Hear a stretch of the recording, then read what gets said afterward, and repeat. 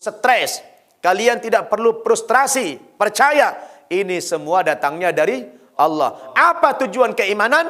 Kata Allah, "Fala ya'lamannallahu alladhina shadaku wal 'aqibatu lil muttaqin wala 'udwana illa 'alal zalimin."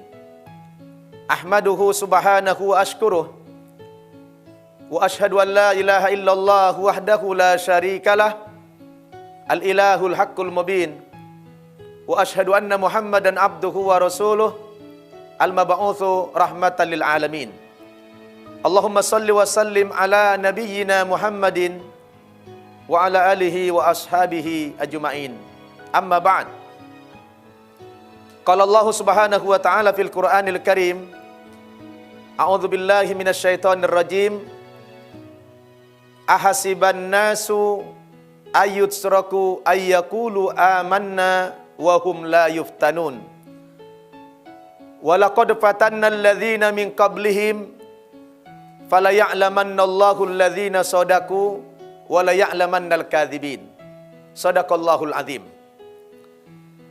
Ikhwatu fillah, para santri muallaf An-Naba Center Indonesia rahimakumullah. Pada hari ini kita patut bersyukur kehadirat Allah Subhanahu wa taala karena Allah masih memberikan bermacam-macam kenikmatan kepada kita, terutama nikmat iman dan Islam. Selawat dan salam mari sama-sama kita sampaikan kepada junjungan kita Nabi Muhammad sallallahu alaihi wasallam. Karena dengan berkat perjuangan beliaulah kita ini dapat keluar dari alam kegelapan menuju alam yang penuh cahaya, yaitu cahaya al-Islam. Saudara-saudara, para santri muallaf An-Naba Center Indonesia yang saya banggakan. Kaifa halukum jami'? Alhamdulillah. Iya, sebagaimana biasanya kita setiap hari memberikan bimbingan agama kepada para santri sekalian. Hari ini saya akan menyampaikan kajian-kajian keislaman kepada kalian semua dengan mengambil tema pentingnya kita bersabar dalam beriman. Apa? Bersabar dalam beriman. Iya, bersabar dalam beriman. Alhamdulillah, kita ini dan kalian semua adalah hamba-hamba Allah yang telah dipilih. Karena kalian para muallaf, orang-orang yang baru memeluk agama Islam. Bagaimana rasanya kalian? Bersyukur apa tidak? Syukur. Beriman nikmat apa tidak? Nikmat. Alhamdulillah. Tapi kalian setelah mendapatkan hidayah memeluk agama Islam ini, kalian perlu waspada. Perlu apa? Waspada. Waspada. Apa yang perlu kita waspadai? Bahwa setelah kita beriman ini tidak boleh bersantai-santai. Tidak boleh berleha-leha. Kenapa? Ada konsekuensi dari iman. Apa? Ada konsekuensi dari iman. Dari iman. Apa itu?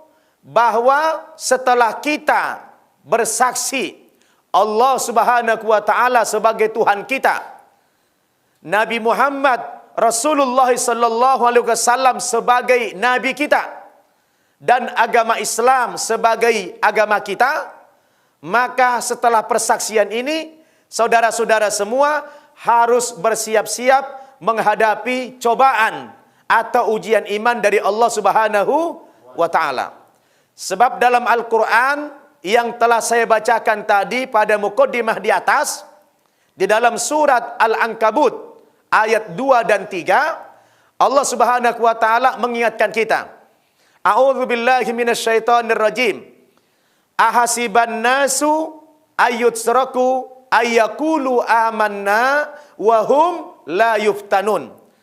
Adakah manusia mengira bahwa mereka dibiarkan saja mengaku-ngaku, saya telah beriman kepada Allah Subhanahu wa taala, Buktinya saya telah masuk agama Islam dan saya sudah mengikrarkan 2 kalimat syahadat. Asyhadu an la ilaha illallah wa asyhadu anna Muhammadar Rasulullah wa hum la yuftanun, padahal iman mereka belum diuji sama Allah Subhanahu wa taala. Artinya apa? Setiap seseorang apabila sudah berani mempersaksikan dirinya di hadapan Allah dan di hadapan manusia bahwa dia telah beriman kepada Allah, beriman kepada Rasulnya, beriman kepada agamanya, maka yang bersangkutan harus bersiap-siap menghadapi ujian iman dari Allah Subhanahu wa taala. Bermacam-macam bentuk cobaan yang Allah berikan kepada kita. Umumnya para mu'allaf, ujian yang Allah berikan kepada mereka apa? Setelah masuk agama Islam itu biasanya cobaan yang mula-mula datang dari mana? Dari keluarga. Orang tua pasti marah, betul tak? Orang tua pasti mengusir kita dari rumah. Saudara-saudara pasti murka. Teman-teman kita yang lain pasti marah. Bahkan kalau kita bekerja, boleh jadi suatu hari nanti kita akan di PHK dari pekerjaan itu. Kenapa? Karena kita memilih pindah agama. Nah, bagaimana kita merespon ini? Maka saya katakan tadi dalam ayat itu, kita harus siap menanggung segala risiko dari keimanan kita. Betul apa tidak? Betul. Dan yang mengalami cobaan iman itu bukan cuma kita saja. Semua orang-orang beriman yang terdahulu juga diuji imannya oleh Allah. Allah sebutkan dalam ayat tadi, ayat ketiganya, walaqad fatannal ladzina min qablihim fala ya'lamannallahu alladzina shadaku wala ya'lamannal kadzibin. Sungguh Allah Subhanahu wa taala juga telah menguji imannya orang-orang yang beriman yang terdahulu sebelum kita. Ya, semua orang-orang beriman sebelum kita diuji keimanannya oleh Allah Subhanahu wa taala. Bahkan boleh jadi ujian keimanan mereka lebih berat daripada kita. Mungkin antum semua ini belum ada yang sampai digorok lehernya kan? Belum ada ya? Belum ada mungkin di antara kalian yang sampai diseret di padang pasir. Belum ada ya? Coba baca dalam sejarah. Itu yang namanya tukang sisir istana Fir'aun. Namanya siapa? Masito. Masito tukang sisir istana Fir'aun. Gara-gara dia tidak percaya Fir'aun sebagai Tuhan. Dia percaya Allah sebagai Tuhannya. Apa konsekuensinya? Itu ibu Masito ya diikat, kemudian dimasukkan ke penggorengan minyak yang begitu mendidih. Dia tewas menjadi syahid. Gara-gara apa? Mempertahankan iman dia kepada Allah Subhanahu wa taala. Lihat Bilal bin Rabah. Setelah Bilal bin Rabah, dia orang negro, dulu budak, dimerdekakan oleh Abu Bakar Siddiq radhiyallahu anhu. Setelah dia beriman, mengucapkan 2 kalimat syahadat, dia diseret di padang pasir. Diseret di padang pasir itu Bilal sampai perutnya ditindih dengan batu yang besar. Mulutnya berucap apa? Ahad, ahad, ahad. Artinya apa? Biar sampai tetes darah yang penghabisan sekalipun, saya tetap beriman kepada Allah yang Esa. Wah, ini ujiannya berat. Ammar bin Yasir juga disiksa. Tapi mereka tidak bergeser keimanannya. Kenapa? Kita tidak perlu takut mati, betul nggak? Justru yang kita cari apa? Iskariman au mut syahidan. Hidup mulia atau mati dengan cara yang syahid. Nah, Allahu Akbar. Hidup mulia atau mati syahid. Maka saudara-saudara sekalian, kalian setelah masuk agama Islam ini jangan berleha-leha, jangan bersantai-santai, siap-siap berwaspada. Karena sebentar lagi kalian akan menghadapi ujian keimanan itu. Tapi apabila kalian menghadapi ujian keimanan, kalian tidak perlu stres, kalian tidak perlu frustrasi. Percaya, ini semua datangnya dari Allah. Apa tujuan keimanan? Kata Allah, "Fala ya'lamannallahu alladzina shadaku wa la ya'lamannal kadzibin." Tujuan daripada cobaan iman ini adalah supaya Allah Subhanahu wa taala mengetahui siapa di antara kamu yang benar-benar beriman kepada Allah dan siapa di antara kamu yang dusta. Cuma sekedar mengaku-ngaku, baru dikasih cobaan sedikit saja dia sudah goyang imannya. Tidak boleh. Yakin? Yakin tak Islam yang benar? Yakin. Sama enggak Islam dengan Kristen? Tidak. Sama dengan Islam dengan agama lain? Tidak. Ada berapa agama yang benar? Satu. Hanya satu, yaitu agama Islam. Makanya kalian harus bersyukur kepada Allah Subhanahu wa taala. Apapun cobaan yang kita alami, kita harus sabar. Inna lillahi wa inna ilaihi rajiun. Semua yang kita terima ini sumbernya dari mana? Dari Allah. Dan akan kembali kepada siapa? Akan kembali kepada Allah Subhanahu wa taala. Siap hidup dalam iman? Siap. Siap menghadapi cobaan iman? Siap. Siap mati dalam membela iman? Siap. Takbir. Allahu Akbar.